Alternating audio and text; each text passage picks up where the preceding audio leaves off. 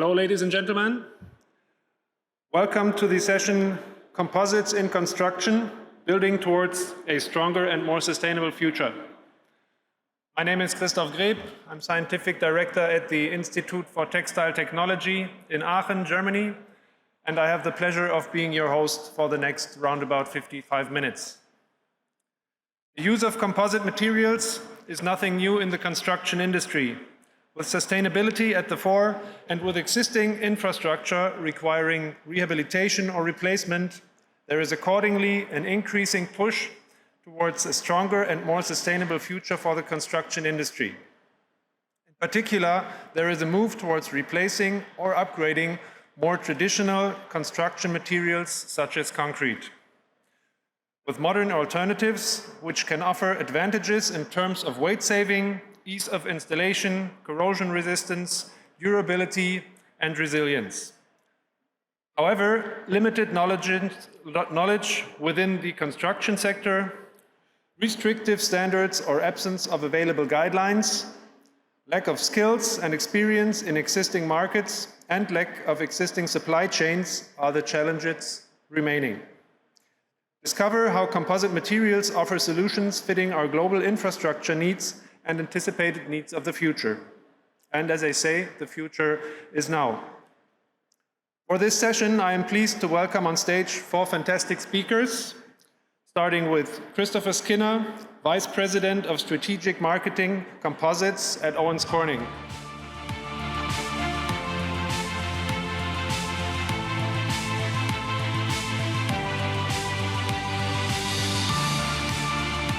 Next, we have Mr. Casey Ingle, Marketing Director, Building Elements, also Owens Corning.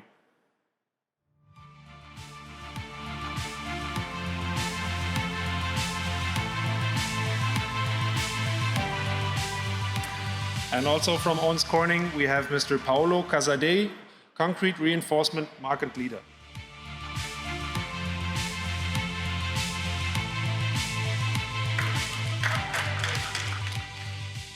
And last but not least, we have Mr. Samuel Durand, CEO of MECA.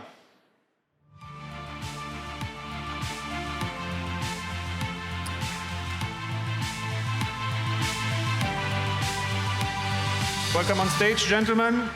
The session is sponsored by Owens Corning, a global building and construction materials company committed to building a sustainable future through material innovation. For the introduction of our session, I'm pleased to welcome Chris Skinner, who will deliver a presentation on how we build now, our pursuit of a better tomorrow.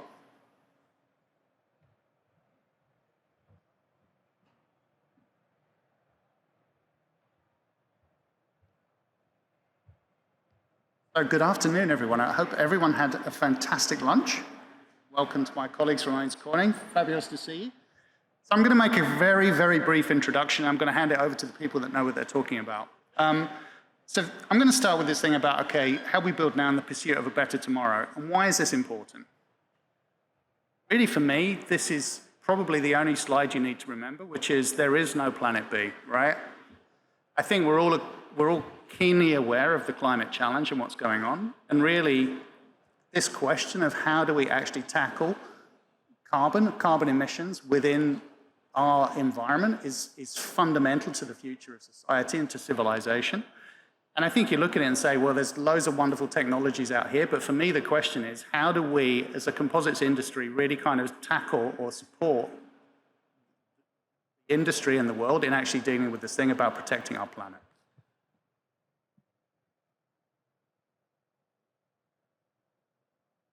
So, I love JEC, I love the show in Paris, but for me, I always walk around and it drives me nuts because it's all about aerospace, carbon, and automotive, right? And really, when you look at the challenge that's facing us, 40% of all carbon emissions are related to the built environment, and often we don't talk about it and we take it for granted, right? So if you look at this on a basis, it basically means that 14 gigatons of carbon are directly related to construction activities. And really for us to make an impact and actually protect the planet, we have to figure out how we're going to make significant reductions in carbon emissions. And really to do that, the construction industry has to find ways to change. It has to adopt new technology, it has to use new materials, it needs to optimize products, and it needs to do this relatively quickly. So for me, this is the key takeaway. 40% of all the carbon comes from buildings, and composites has a potentially huge role to play in this environment. So what can we enable? All right? And how do you think about reducing carbon emissions? And really, you can boil it down to 4 things. Right? We can talk about extending structure lifetime. This is a really easy one. The best thing to avoid carbon emissions is not to make the carbon emissions. Make sure the building lasts longer so you don't need to rebuild it. Right? That, for me, is a fundamental thing, and it plays really into the sweet spot of composite technology. The second one, reuse.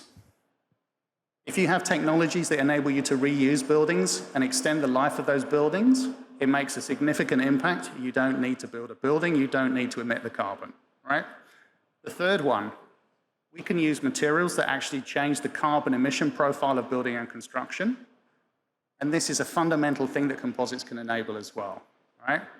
And the last one is a simple one, embrace greener construction environment or construction equipment. Simply things like every time you drive past a construction site, you'll see a diesel engine belching carbon dioxide out. You can use electric, you can do all kinds of things like that. So really the 4 things, extend lifetimes, reuse, use better building materials, and then shift to different construction methodologies are really fundamental. And this is what the guys here are going to talk about today. And with that, I'm just going to end with this.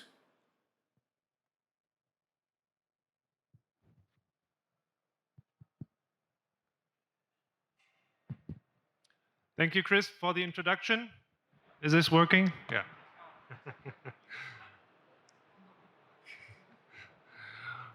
All right, now we're going to have specific presentations by our speakers, and at the very end of the session, we will also have some time to answer questions from the audience. And for the first presentation, let's welcome Casey Ingle, Marketing Director, Building Elements, together with Paolo Casadei, Concrete Reinforcement Market Leader, both of Owens Corning. Welcome to the two of you. Thank you, thank you. Casey and Paolo are going to deliver a presentation entitled How We Build Better, Stronger, Lighter, Rust-Proof, and Code-Approved.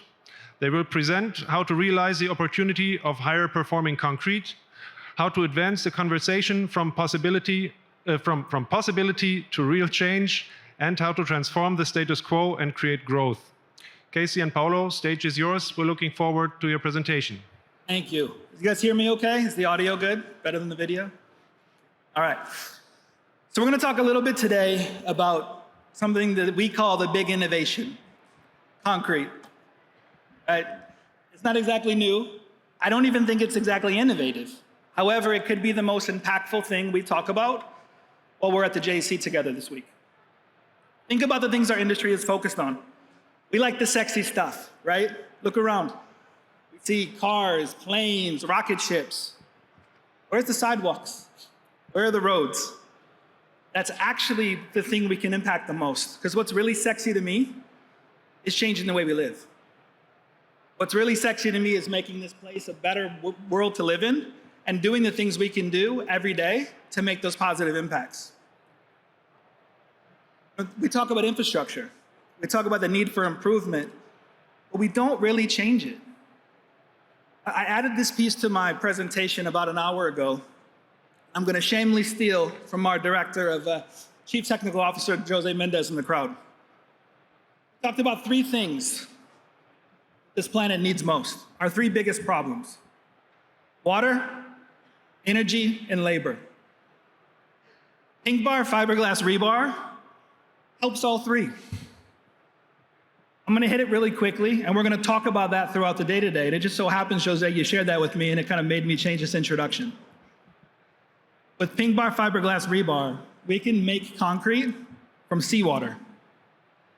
That matters because in many parts of the world, more fresh water goes into the ground than in mouths.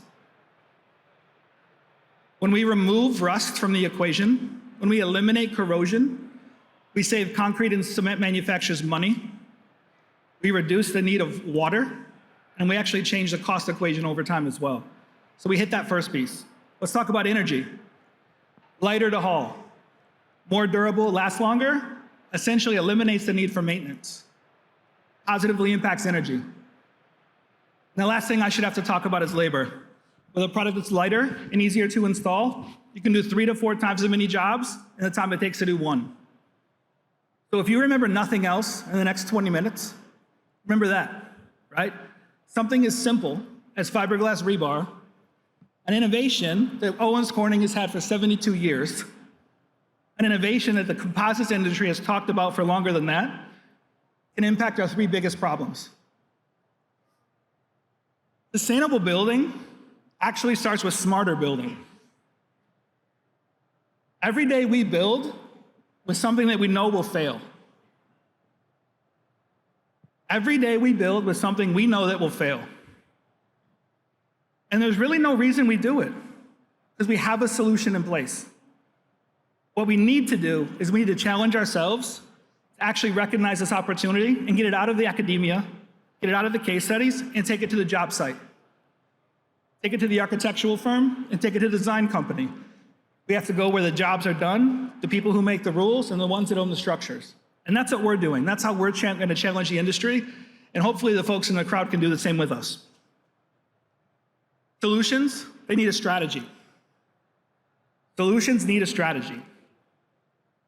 Now, it's really easy to fall in love with the billions of dollars attached to infrastructure. In the US alone, there's about $9.5 billion of steel rebar every year. In Europe, that number is probably closer to 100. However, think about the impact to our life as well. When we decided to enter the fiberglass rebar market, 72 years after we thought about it the first time, we didn't just do it because of business opportunity. We did it because we had a calling. We made a promise to ourselves that we would leave the world better than we found it. And that's not just marketing jargon. That's how we live, that's how we go to work. If we believe that our people and products makes the world better, this is a category we absolutely have to be in. And that's why we're there. Because, as you would have heard in the video, in order to design for tomorrow, you cannot rely on the materials of yesterday. In order to design for tomorrow, you cannot rely on the materials of yesterday. How many of you in the room are part of the new materials industry? Don't be shy, raise your hands, come on. If you're not in new materials, what are you here for? It's not a vacation, right? I also think we should learn from the mistakes of prior building. If we continue to build in a way we know is flawed, that makes us flawed. That's the last thing I want to identify myself or my company as. There's no more powerful agent than material science. There's no more powerful agent than material science. However, we have to put it to work. That science has to translate to the contractor. That science has to translate to the unions. That science has to translate to the specs, the codes, the certifications. Because it's really great at the academia level, and that's where it has to start. We got to put it in practice. We got to make it work. And that's where the difference happens. Let's talk about difference. This isn't my concept, but it makes a lot of sense. If you've read Seth Godin's Purple Cow book, you understand where I'm going with livestock. But to make a difference, you actually have to be different.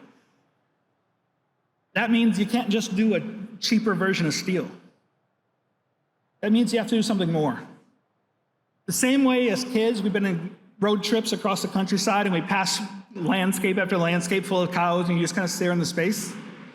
You get lost in that. You get lost in commodity GFRP. You get lost in commodity composite rebar. You're not going to get lost in something that's remarkable. And we challenge ourselves to be remarkable. We've challenged ourselves to build something that's remarkable at the expense of steel. Stronger, lighter, rust-proof. Won't make things fall down. But also remarkable at the expense of our competitors. Because lighter doesn't matter if it scratches your neck. It doesn't make it very usable. So we had to innovate from the pros perspective and the science perspective. And that's really what made this remarkable. And that's what I want to challenge the room for as well. Sustainable building is actually smarter building. I'm going to hand it over to Paulo to share a little bit as well. Thank you, Casey. I think now I'm really biased. I really love concrete. We always thought that concrete was the issue. The reality is not concrete. Concrete is a great material. Today, somebody asked me, what is going to be concrete different tomorrow? It's going to be different because we're going to make concrete not a problem anymore. And that's where what Casey just said is going to be very important. No rusting. We care for concrete. We're going to make our structures last longer. If structures last longer because our rebar do not rust anymore, we're actually becoming more sustainable simply because we have zero maintenance to do on our structures. Probably many of you know what the cost of maintenance of an existing infrastructure is. It's huge. Not only the cost, but we have social costs, interruption of roads, interruption of bridges, rerouting kids in the morning when we take them to school. It's really time consuming, and this is where we can make the difference, because stronger means lasting longer. And not only that, we can make our world, our industry much greener. Think about how concrete we need to put when we are in a very harsh environment to protect steel. Imagine tomorrow we have no issue of rusting. So we can take that concrete cover down to the minimum. Because we still need some, obviously, but we don't have to take centimeters and centimeters of concrete to protect steel. Pink bar is not going to rust anymore, so we can leave it there forever. We have now in the States, but also in Europe, we're talking about 100 years long life structures. That means our structure can be code approved to last at least 100 years. That's something is a totally new concept that is coming into industry and can make happen. And so that's where sustainability is really making happen. And then, like Casey said, we have an opportunity. So far, we've been taking care of concrete like you prepare the cake. You need to follow the recipe step by step. If I do it instead of my wife, I'm gonna screw it up for sure.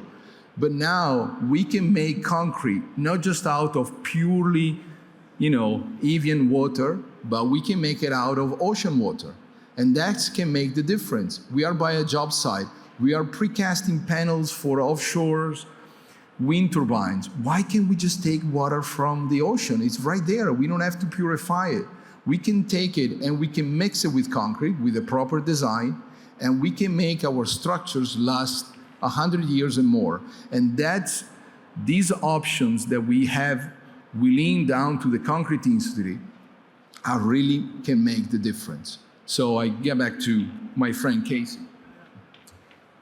So lighter matters. Lighter matters a lot.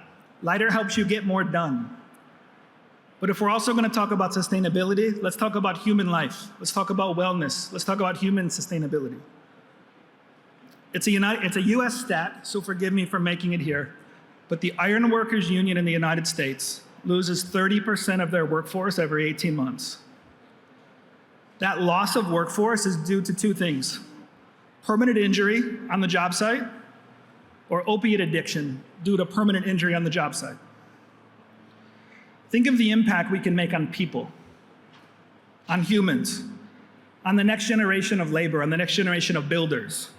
If we have a labor shortage, we do, and if part of that labor shortage is dramatically overstated when we have a construction labor shortage, which we have, what if we made the job easier?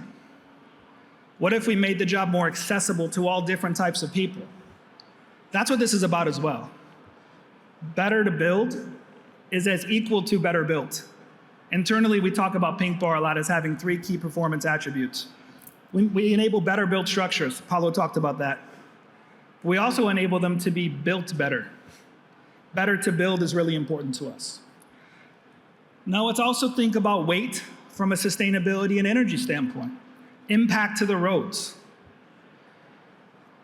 If that stick of rebar weighs X% less, translate that to the truckload difference. For example, if my stick of rebar is 4 times lighter, that means I can put 400 times as many product on the truck, or I can take the truckloads down by 75%. And that's real math, right? Imagine what you can do now that you can transform more at a time Or you can also have the same amount of product at a lower weight and increase your delivery area. More kilometers per scope, which is a really important issue for distributors in Europe. Another thing to think about is obviously what happens when you reduce the amount of trucks on the road. You reduce the impact to the concrete, less construction, less traffic, less things missed at home, really important. You're having less carbon dioxide as well. And also you're increasing the opportunity for, as I said, those delivery drivers to make more routes and reducing the amount of accidents. If you actually take a look at the reduction of truckload data, you can impact car accidents on the highway by the same percentage you reduce the truckloads. It's a stagnant number. So it's pretty interesting. Well, yeah, and it's not just because we want to reduce the weight, and the pink color is not just be like the Pink Panther. Pink color is because it's safer even on job site. We see it better, so we don't step on it. It's lighter, we can grab it. That beautiful pink, it's translated also in a beautiful touch. The first time I've been touching a rebar without getting pieces of glass in my hands for the rest of the day and probably the days after. So from today, we can actually have a better product that can get on site, that can get on store, just like any other beautiful, nice products that are in the building construction. And so this can make really construction a better place, like Casey just pointed out before. So we have one video. I just want to make sure we're good with the audio in the back. All right. Soft, upbeat music. You can play it.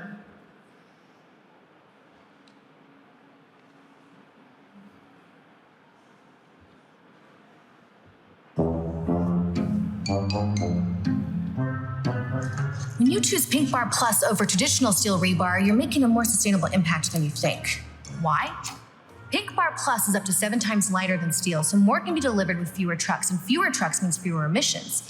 Stay with me now. Pink Bar Plus is also rust-proof and won't crack concrete from the inside, which means less maintenance and even replacement over time, so once the job is done, it's done. And so am I. It all adds up. I didn't even need this. This may be a better way to say everything that Paulo and I just said. But when the job is done, the job is done. It's a job site, not a gym. These are themes we talk about a lot. And I have to tell you, we're just getting started. I'm excited to see other fiberglass rebar manufacturers here. I know Gator Bar was in the crowd, and lots of other people are here. Let's build an industry. There's plenty of opportunity for all of us. If we're to have a great future, let's actually make an impact in things we know that matter. Where we live, where we work, where our children live, where our children go to school, how we transport ourselves to get there, right? This is a shot from our new manufacturing facility in Harrisburg, North Carolina, and some of the very first people to manufacture Pink Bar. Savannah Ware in the front row. In the pack, we have some little sample packs for, and I think there's 40 or so. There's a sample, there's some stickers, there's some other cool things in there as well, so we'll have it towards the back if you'd like one. We appreciate the opportunity to share a little bit, and we'd like to challenge all of you to make those sustainable differences in every day in your lives, because it all does add up. Thank you very much. Thank you.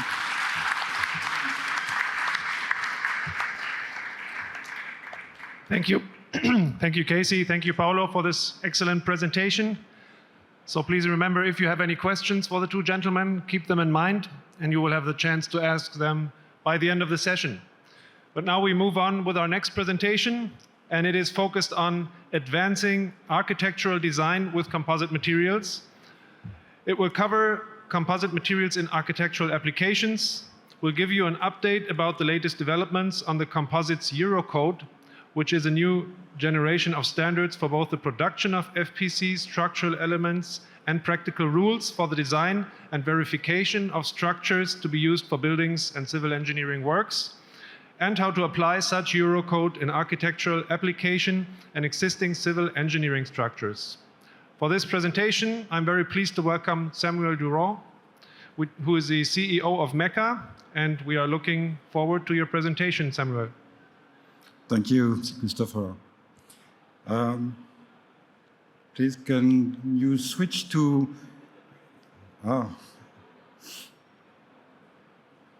My presentation will be not so impressive as it was of Vince Corning, and it's an old-fashioned so sorry for this. I just would like to talk about what is present in architectural with composite materials, and we have a focus on what is actually the way to design and the standardization in buildings and construction, the project of Eurocode.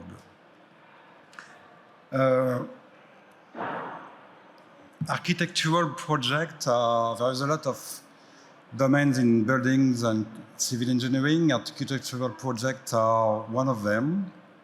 I tried to find in Google what is architectural object. It's not so easy. I made some notes because I don't remember. For Google, it's a contemporary object of architecture who preserves the more permanent qualities of figuration, materialization, and articulation. I think it's the first sentence of an architect, and I don't understand what it is. I will try just to explain in two projects what could be architectural with composite materials. One of them is the dome of buildings in Paris, which is the Ciscore. It is made with a sandwich structure, with epoxy resin, glass fibers, and a core, which is a foam. And it's been manufactured by Multiplast. What was expected by the architect is to have the more smooth surface. It is painted with gold. And what is looking for composite is the possibility to have the more large and smooth surface with curvatures. And the other example is coming from Monaco Beach. It's the Larvoto project. It's completely different. It's an object made by the great architect Renzo Piano. He would like to have the more large panels for the pergola. You don't want to have visible lines. What is not expected for the architects is to have gaps, to have expansion loops, for example, like expansion gaps. And here in this case, what is expected from the architects is to have the more large panels possible.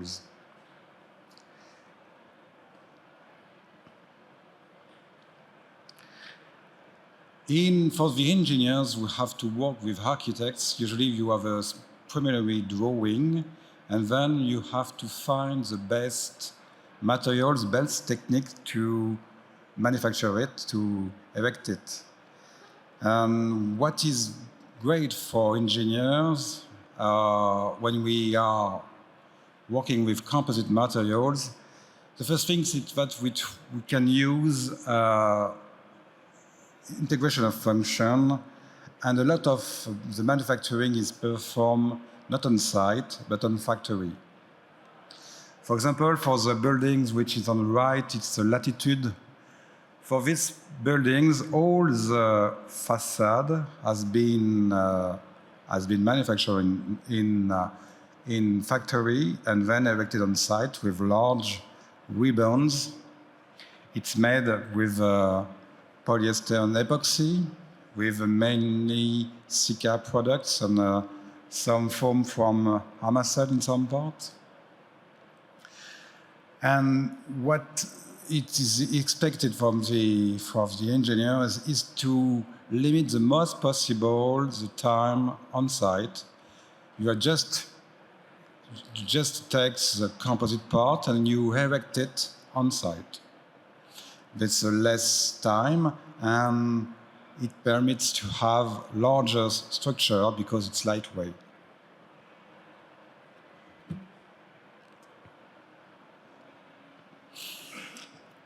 Our composite materials in architectural application have some challenge for now and for the future. The first one with composite materials suffer from a lack of protection from fire because of the resins. It is possible to achieve the most important standard for fire protection, but it costs a lot. Perhaps it will change in the next future. Here you have a building which is not erected. It's the Valberg Dome in French Alps. And here it will be made of composite materials. And the rules for the fire safety are very, very important, very strict, stringent. And I think this project will be seen in the future, next future, because it will add a lot of solution for fire safety. The design, the co-design, but people from Owens Corning always say a lot.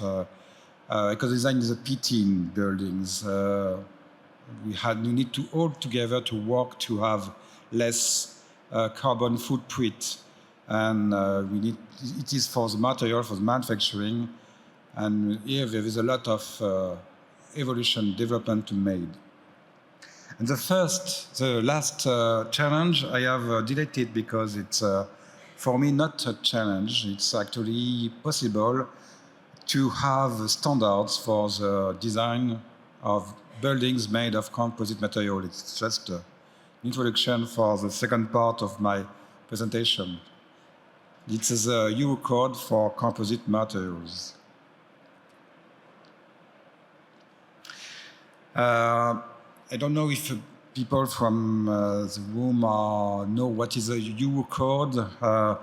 Just in brief, it's in a few words. In buildings and construction, a lot of things are standardized, and EU codes are the name of the standards used for the design. There is EU codes for concrete structure, for steel structure, for aluminium, for wood, for fenestration, for all techniques used in buildings, which are said traditional. And there is also a Euro code for the loadings, for the calculations, for earthquake design, for the wind, the snow. The group of our codes are common from all European countries, and there is national annex with more specific data for France, for Germany, for each country in Europe. Perhaps it is the civil engineering which push toward the Euro codes in composite materials because of bridges. Pedestrian bridges are an important structure, civil engineering structure made, and a lot of projects are in composite materials. At first, in the 19th to the early beginning of the century, there is only national standards in Europe. There is Eurocomp. There is a great document from a Dutch engineer Q. There is some standards in England, also in Scotland, and in Germany too. But all these documents will not cover all possibilities in buildings. So the European Union asked for experts to write a specific document. It takes more than 5 years, and the first document was published. It was the beginning in 3 years ago, and at the end of the last years, a European technical specification has been published and has been approved by all the members of the European Standardization Council. This is the first Eurocode. It's not the name of a Eurocode. It could be used in Europe or in other countries as a reference document. And in 3 years, after feedback from users, there will be another vote, and here it will have the legal document Eurocode for composite material. It means that at this time now, composite material for buildings, civil engineering and construction are not considered as exotic material, they are quite traditional. It means it's a very, very important. It means that for the confidence of customer, for the evolution, development of composite materials in buildings, it's not specific. It's a traditional document, a traditional material, which could be used in all projects in buildings.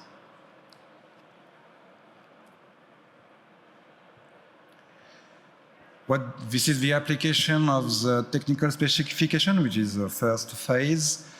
Mainly all materials are covered, sometimes over document covered, for example, reinforcement. Rebars are not covered by this Eurocode in composite. There will be specific document in over structure. And just to focus on specific point from an engineer point of view, that will change with the application of this Eurocode for composite materials, because we have some experience in it and we know actually what will be the major change. One of the major changes we have that this document asks to have what we call the TG, or glassy temperature, which is the temperature limit from the curing of thermoset. This TG will have to be more than 20 degrees from the maximum temperature expected in the buildings. So we already know that, for example, for some polyesters, some architectural application will not be possible without post-cure. And this rule is very important because it permits to have better quality products and to make confidence in composite materials in long-term behavior. One of the important rules in the next Eurocode will be also that it's completely linked to other Eurocodes, so it lets engineers to be more efficient because it's directly linked to other rules which are already used in Europe.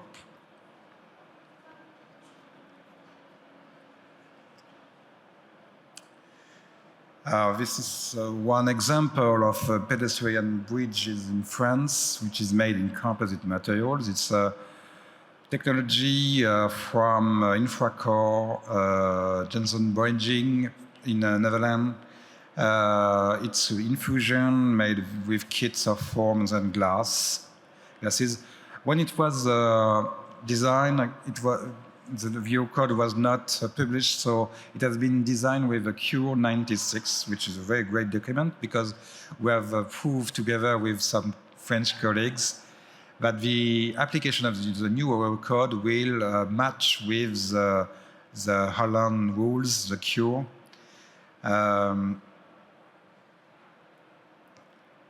Just a focus on mechanical behavior, for example. What is expected is to have the formalism of the Eurocode. So what is new for composite in buildings is, for example, to ask for creep limitation with temperature, with aging, sometimes with moisture. You can have a change of stiffness with times, and creep, it could be an issue for some application. And here is mandatory. You need to have load cases for creep, for accidental application, for seismic, if it's necessary. All the rules from the Eurocode in Europe are covered by the technical specification for composite materials.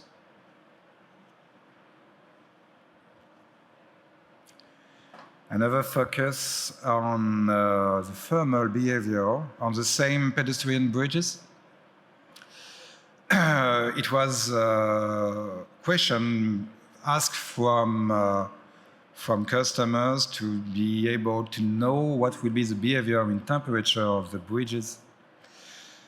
It's a question which is necessary for engineers in order to design the gaps between the spans, or to predict the curvature from the temperature gradient, but it's also important in the next future because we know that the outside temperature is changing, so we need to be more accurate and to be able to predict what could happen to our civil engineering structure.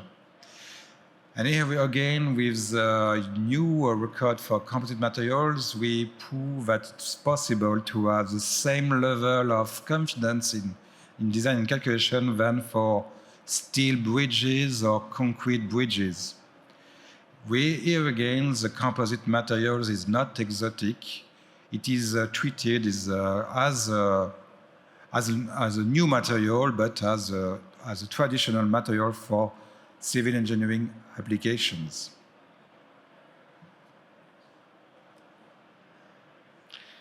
And then the last example of the application of the Eurocode for composite materials, it's how we prove the long-term behavior of the composite materials. From the composite materials know that long-term is not a problem. Usually when it's well cured and the materials are well chosen, you do not suffer from long-term modification, but you have to prove it because a building is not erected for only 1 year. In civil engineering, we have 50 years to deal with. So we need to do some accelerated aging tests, which are allowed by the Eurocode. We need to prove that material stiffness and strength is able to be predicted by confidence, and we can deal with questions asked from the customers. It means what will be, how can I be sure that my buildings, my facade, my roof will be, even if it's made of composite material, how can I be sure that in 10 years, 20 years, 30 years, it will have no problems with times. And this is a great also development. I think some project in composite will be more important in the future with this document, with the technical specification, which is the new name of the composite Eurocodes. Thank you.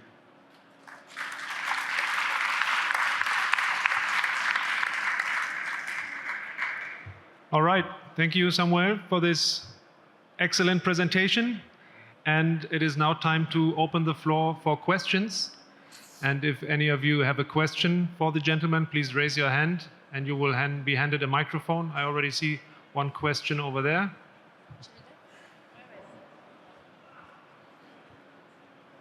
Hi, everybody. Are you hearing me well? Yes. I want to point some few points about the subjects mentioned. First, regarding the GRP reinforcement. The GRP, I'm not attacking it. I'm just saying we need to highlight some points, because concrete corrosion, concrete durability is not only related to rebar rusting. Concrete durability concrete is affected sometimes by marine environment. It's not the rebars alone. This is a point that has to be taken into consideration. The other thing is what standards and what codes are made to design the GRP reinforcement and their effect under fire. What will happen if there is a fire? So can somebody answer this? Wonderful question. I think You want me to go? Should I go? Yeah. No, I heard only the second part of the question. I think on the rebar side, we have now Eurocode is coming along, Eurocode 2 for design of reinforced concrete. I think is Annex R, if I haven't mistaken. So it's coming along within end of this year or beginning of next one. There is also now in place qualification for documents for qualifying rebars for CE marking. So all these documents are in place as far as designing and being aware that the quality of the product is constant, like we all want to be for, not just in Europe, but in Europe we have the CE marking that is all about constancy of performance. I haven't heard the first question, really, sorry. So it's difficult to answer.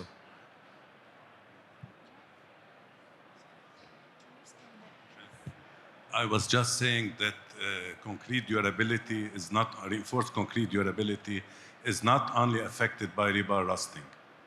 Concrete quality plays a role a lot, It's not only the rebar. So concrete durability depends on concrete quality first, reinforced concrete. So Yeah. it's not only the rebar. No. You need to maintain concrete always, especially in marine environment.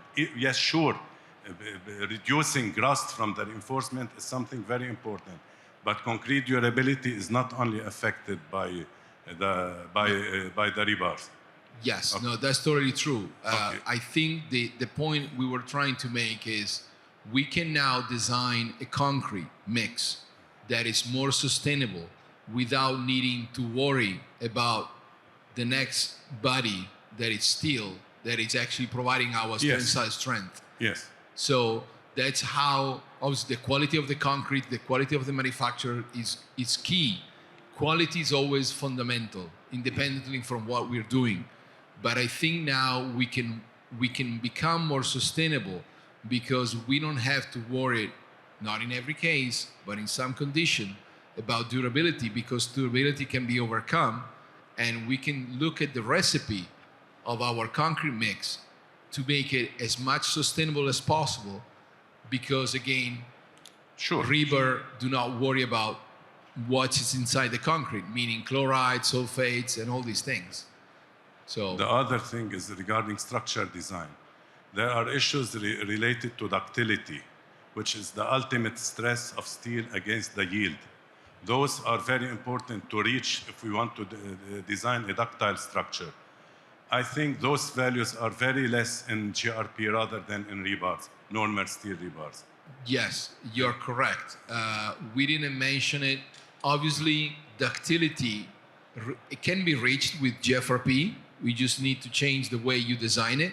I think, like somebody asked me today, we have so much to do in what we can do without work. I come from a very seismic region, so I know ductility is a must. It's very important. But before worrying about those applications, I think we have so much to do in marine application, decks, where So that's the slabs first on ground, application. flat works, precast.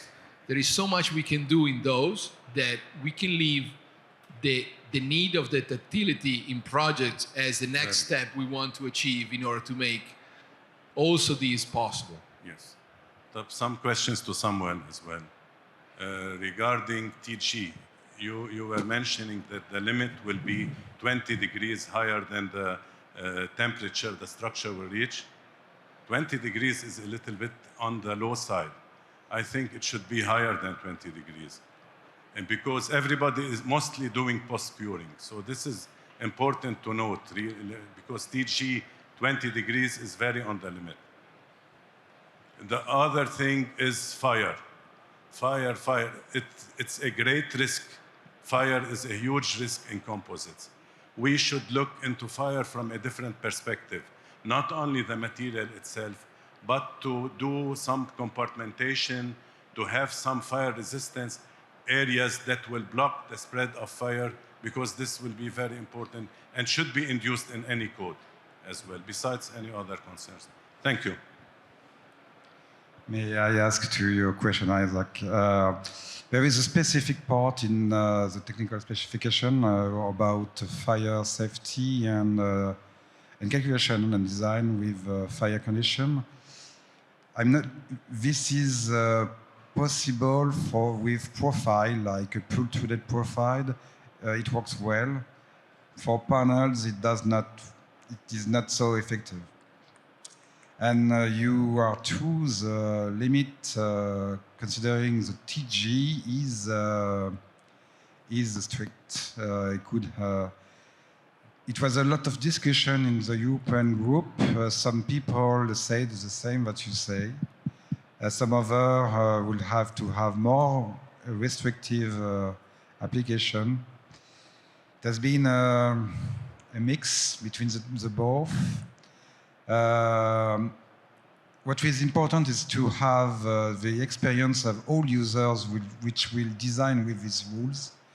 And during 3 years, they can give all their feedbacks to the technical committee, and it could have a modification of the documents, of the standards, if a lot of experienced users ask for modification. I'm quite sure. Okay, thank you. Do we have any further questions for the gentleman?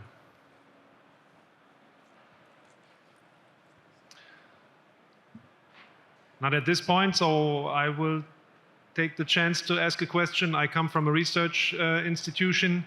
So what role do you think research and development can play in further pushing the establishment of composites in construction?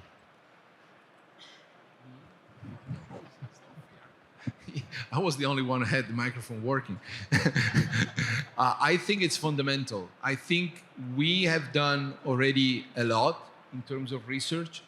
There is still more to be done. I think more in trying to make this technology more available in the market. That's the role that we as a Women's Corning are trying to make.